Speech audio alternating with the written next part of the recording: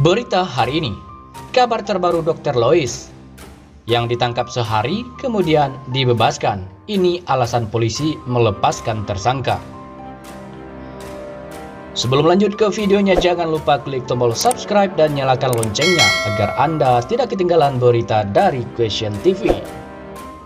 Sebagaimana kita kutip dari surya.co.id, berikut ini kabar terbaru dari Dr. Lois, pemilik nama Dr. Lois Owin, yang telah ditetapkan sebagai tersangka oleh kepolisian.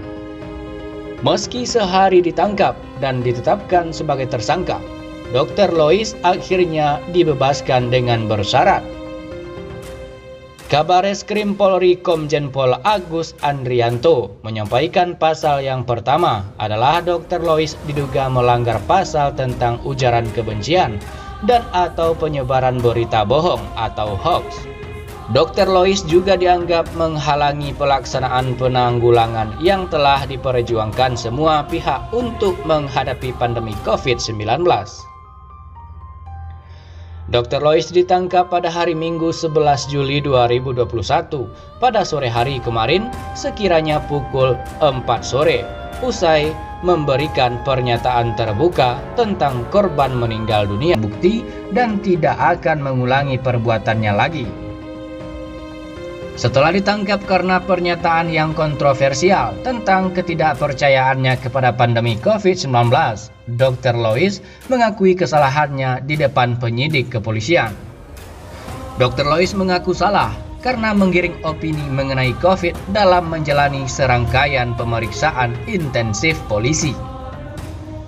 Direktur Tindak Pidana Cyber Bareskrim Polri, Brigjen Slamet Uliandi, menerangkan bahwa terduga memberikan sejumlah klarifikasi atas pernyataannya selaku dokter atas fenomena pandemi COVID-19 ini.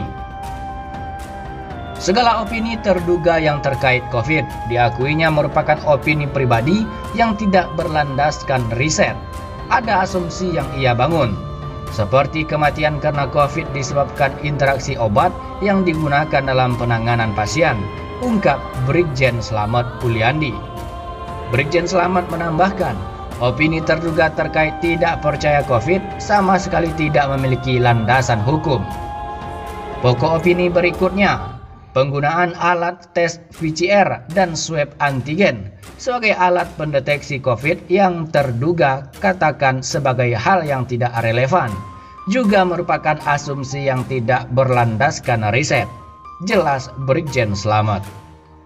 Dr. Lois mengakui opini yang ia publikasikan di media sosial membutuhkan penjelasan medis, namun hal itu justru bisa karena di media sosial hanyalah debat kusir yang tidak ada ujungnya. Setelah dilakukan pemeriksaan oleh penyidik, kami dapatkan kesimpulan bahwa yang bersangkutan tidak akan mengulangi perbuatannya dan tidak akan menghilangkan barang bukti mengingat seluruh barang bukti sudah kami miliki, ungkap Brigjen Slamet. Dia menambahkan, pernyataan terduga selaku orang yang memiliki gelar dan profesi dokter yang tidak memiliki pembenaran secara otoritas kedokteran. Dalam klarifikasi Dr. Lois, ia mengakui bahwa perbuatannya tidak dapat dibenarkan secara kode etik profesi kedokteran. Yang bersangkutan menyanggupi tidak akan melarikan diri. Oleh karena itu, saya memutuskan untuk tidak menahan yang bersangkutan. Hal ini juga sesuai dengan konsep Polri menuju presisi yang berkeadilan, ungkap Brigjen Slamet. Berkaitan dengan reproduksi konten oleh terduga merupakan tindakan komunikasi yang dimaksudkan untuk mempengaruhi opini publik.